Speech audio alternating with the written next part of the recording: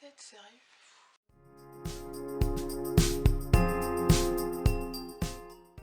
Salut tout le monde, j'espère que ça va, je suis super contente de vous retrouver aujourd'hui dans une petite vidéo vlog. Voilà, donc vous allez passer 24 heures avec moi parce que comme vous l'avez vu dans le titre, je refais comme l'été dernier, je vous filme un readathon. Pour ceux qui ne savent pas ce que c'est qu'un readathon, en fait tout simplement ça consiste à lire le plus possible en 24 heures. Nous sommes le samedi 18 avril à l'heure où je filme cette vidéo. Voilà, j'ai décidé de commencer le readathon à 15 heures.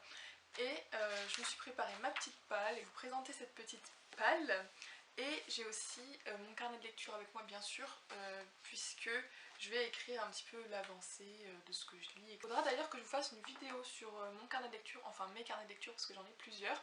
Mais donc voilà, je me suis fait une petite page readathon donc avec les livres que je dois lire. Sous le total des heures, voilà, je vais noter au fur et à mesure combien de temps je lis, etc. Et le nombre de pages que je lis aussi. Donc voilà, ça me fera une belle petite page, puis la page d'à côté, je pourrais écrire ce que j'ai pensé, en fait, mon avis tout simplement. Je vais vous présenter ma palle. Donc j'ai décidé de prendre que 3 romans qui font tous en dessous de 300 pages, puisque je sais qu'au dernier readathon, j'avais déjà fait ça et j'avais pas réussi à aller jusqu'au bout. Donc là j'ai pris des romans encore un petit peu plus petits et il y en a certains qui ont 250 pages mais c'est écrit gros. Et si il me reste du temps, bah écoutez, je pense que je prendrai des BD parce que j'en ai 2 que je dois lire. C'est un Aurélie Valognes en voiture Simone. Donc moi j'ai pas lu beaucoup de Aurélie Valognes mais je les ai tous sauf Né sous une bonne étoile. Mais voilà, ils sont tous dans ma pile à lire, c'est une catastrophe, faut que je les lise. Donc je me suis dit que j'allais en sortir un qui était assez court, des petits chapitres etc. Donc je pense que ça va vraiment être très fluide comme lecture. Je me suis pris le dernier Promised Neverland que j'ai pas encore lu. Et en fait le deuxième hors série The Promised Neverland, donc là ça va raconter en fait les souvenirs de Sir Crone et de la mère de l'orphelinat de Gracefield en fait. Donc voilà, j'ai hâte de voir ce que ça donne parce que le premier hors série j'avais pas du tout aimé. Donc celui-ci fait par contre 173 pages, donc il est assez court mais écrit un peu plus petit que l'autre, donc ça revient à peu près au même. Et pour le dernier roman, donc c'est un roman dont j'ai beaucoup entendu parler, qui apparemment est très très bien, Rhapsodie des oubliés de Sophia Wynne. Je sais pas trop de quoi ça parle, mais de toute façon je vous ferai des petits débriefs au fur et à mesure. Mais pour Sophia Wynne, il y a 241 pages, comme le Aurélie Valognes en fait. Donc voilà, ça me fera un total environ de 240. Ça fera un petit total, on va dire, de 650-700 pages. Donc je sais pas si ça va être jouable, mais j'espère juste que j'arriverai à tout finir. Donc bah écoutez, voilà, en plus il fait beau, donc je pense que je vais pouvoir aller lire un petit peu dehors demain, pareil. Donc bah écoutez, c'est parti pour ces 24 heures avec moi. On va commencer le petit readathon. Donc bien sûr, je prends mon carnet de lecture et je vais écrire au fur et à mesure ma progression pour mes livres. Et je vais commencer avec Rhapsodie des oubliés. Voilà, j'ai décidé de commencer par celui-là. C'est écrit assez gros, je pense que ça va le faire. Là c'est sûr que je le finis ce soir et après j'enchaîne avec The Promised Neverland et demain je finirai avec le Aurélie Valognes. Puis bah écoutez, c'est parti.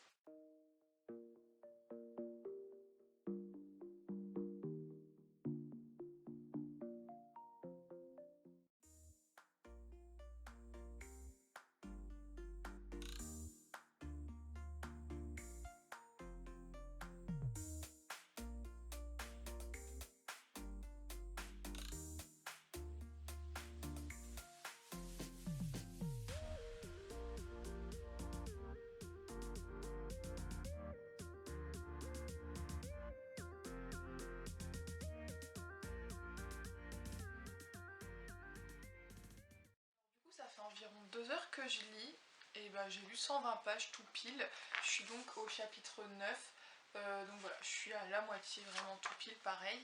J'aime beaucoup, alors par contre c'est très spécial comme lecture, c'est-à-dire que pour vous raconter un petit peu le contexte, un enfant qui s'appelle Abad qui a 13 ans et il raconte sa vie dans la cité depuis qu'il est arrivé en France, voilà, donc dans les coins un peu malfamés de Paris.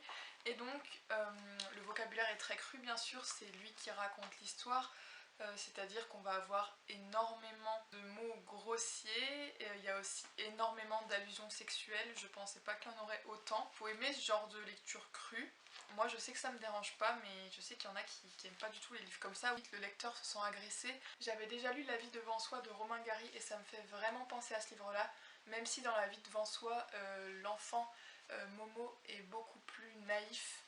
que Abad dans ce livre-là. Et ouais, c'est prometteur et c'est très humoristique parce que forcément, comme c'est l'adolescent qui parle, on a des réflexions assez drôles et il y a même des choses qui parlent d'actualité. Je veux dire, là-dedans, il mentionne Cyril Hanouna, Bilal Hassani, Kim Kardashian, enfin vraiment, c'est super drôle. Pour l'instant, j'aime beaucoup ma lecture, donc bah, je vais continuer. Et puis je vous tiens au courant un peu plus tard dans la soirée. Donc là, il est 17h05.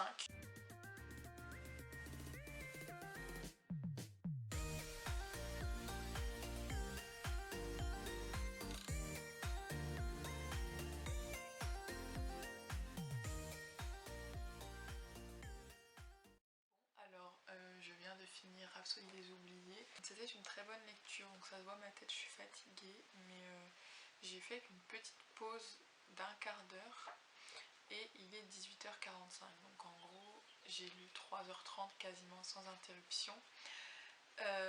Donc voilà, premier livre du Ridaton terminé, donc je vous ai déjà raconté une bonne partie tout à l'heure à mon update quand j'en étais à la moitié, et depuis il s'est pas passé grand chose de plus, enfin je veux dire ça n'a pas changé, je veux dire on apprend toujours ce qui se passe dans la vie d'Abad, enfin qui est ma foi assez triste, j'ai pas trop envie de vous dire ce qui se passe à la fin au cas où vous voudriez le lire, ça faisait un petit bout de temps que je devais le lire. Donc c'est une bonne lecture que je vous recommande. Plus j'avançais dans le roman, plus ça me faisait penser à La vie devant soi de Romain Gary, qui est un très très bon roman que j'ai lu plusieurs fois d'ailleurs. Donc voilà pour ce premier livre. Je vais enchaîner ensuite donc avec The Promised Neverland, comme je vous avais dit tout à l'heure. Donc je vais enlever la jaquette parce que j'ai pas envie de l'abîmer. Donc voilà, je vais enchaîner avec celui-ci ce soir, mais là je vais faire une pause parce qu'il faut que je fasse mon sport, que j'aille manger et peut-être que je vais regarder un film après, voilà, pour un peu faire une pause quand même. Donc je pense que je vous débriefe demain matin, je vous dis à demain pour la suite du vlog, même si pour vous là-bas c'est quasiment tout de suite.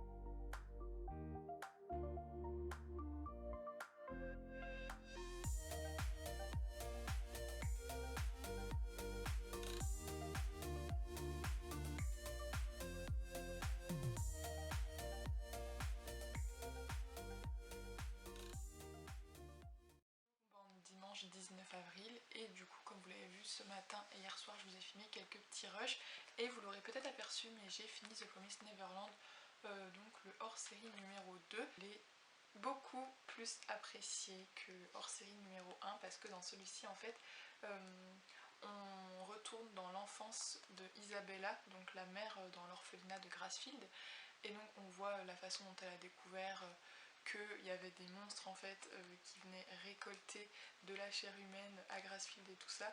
Donc c'était vachement intéressant en fait de suivre l'enfance d'Isabella. Et puis on a aussi suivi l'ascension en tant que sœur, donc de Sœur Crone, qui est en fait une assistante d'Isabella dans quelques tomes, je crois que c'est vers le 2 et le 3, je sais plus trop. C'était très très intéressant en fait parce que on a une autre vision de ces personnages qu'on n'aime pas forcément dans les mangas. Là, dans les hors-séries, bah, du coup on se prend d'affection pour eux en fait sans s'en rendre compte. J'ai plutôt bien aimé ce deuxième tome, donc celui-ci est terminé et maintenant je m'attaque au dernier. Donc là il est 11h et j'ai déjà lu une petite cinquantaine de pages de En voiture Simone d'Aurélie Valognes et pour l'instant j'aime beaucoup. Voilà, c'est le deuxième Aurélie Valognes que je lis et je crois que même en n'ayant lu que 50 pages pour l'instant je le préfère à l'autre que j'avais lu, donc c'était Au Petit Bonheur la Chance. Donc en fait c'est une famille, il y a Jacques et Martine qui organisent le repas de Noël et il y a leurs 3 enfants qui viennent, donc avec les petits enfants, les compagnes, etc. Un peu une guéguerre entre le beau-père et les belles-filles en gros, du coup c'est vachement marrant, donc je vais voir, mais pour l'instant les 50 premières pages c'était assez drôle et intéressant, donc à voir par la suite, et puis je vous tiens au courant.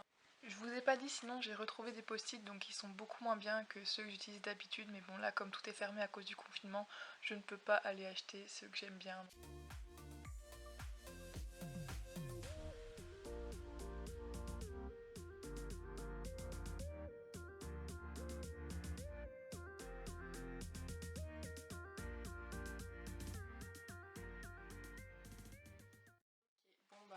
petit update. Je vais m'arrêter pour ce matin. J'en suis rendue à la moitié, quasiment pile en fait. J'aime énormément ce roman. C'est très marrant et ça dénonce encore une fois plein de choses. Ça montre que toutes les femmes font un peu tout le travail, que les hommes sont un peu en retrait et trouvent ça normal.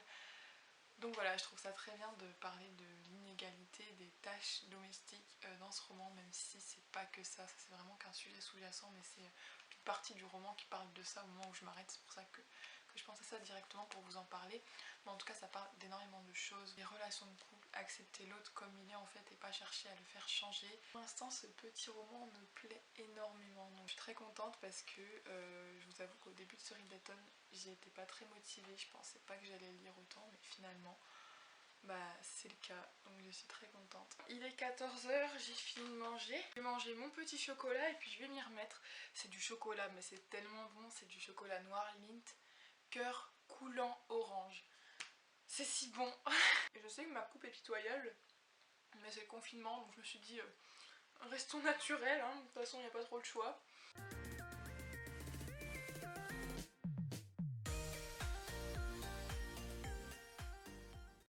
Il est 15h donc je viens de finir le read d'automne. Malheureusement j'ai pas pu terminer mon troisième livre en voiture Simone qui était prévu, mais je sais pas si vous allez voir mais il me reste vraiment rien en fait. Il doit me rester une mini trentaine de pages, même pas. Donc voilà, ça s'est joué à pas grand chose, donc je suis vraiment contente parce que j'ai bien respecté ma palle. Et en tout ça me fait 640 pages si j'ai bien calculé. Donc je suis super contente et donc je vais pouvoir noter dans mon petit carnet de lecture tout ça. Je vais vous parler un petit peu de En voiture Simone, même si j'ai pas fini, là j'arrive quand même à un moment du dénouement, si je peux dire ça comme ça. Du coup oui, là il y a un petit post-it parce que c'était une citation que j'aimais bien, que je vais recopier dans mon carnet de lecture. En gros du coup je vous avais dit que c'était l'histoire d'un couple, donc Jacques et Martine, et de leurs 3 enfants qui ont chacun une compagne en fait, avec les enfants etc. Et c'est très compliqué les relations entre le père et ses belles-filles.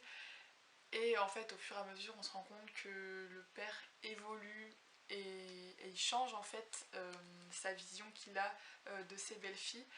Et c'était vraiment très amusant comme livre et en même temps très touchant. Et j'ai trouvé ce petit livre tout mignon, je vous recommande de le lire. C'était un petit bonheur en fait et j'ai préféré celui-ci à l'autre Aurélien Vallone que j'avais lu, donc Au petit bonheur la chance. Voilà, j'ai préféré celui-ci largement, donc pour l'instant comme j'ai lu 2 Aurélien Vallone, on va dire que c'est mon préféré. Vous pourrez retrouver la chronique sur mon compte Instagram lecture, je pense que quand cette vidéo sortira la chronique sera déjà en ligne. Donc voilà, mais en tout cas j'ai adoré ce livre et donc j'ai bien aimé aussi les 2 autres. Mais en tout cas voilà pour cette vidéo, pour ce petit read d'automne, ça m'a fait très plaisir d'en refilmer un. J'espère que vous aurez aimé cette vidéo. En tout cas moi j'ai adoré la tournée comme toutes les vidéos qui parlent de livres de toute façon. Moi je vous dis à très bientôt pour une autre vidéo. Bye.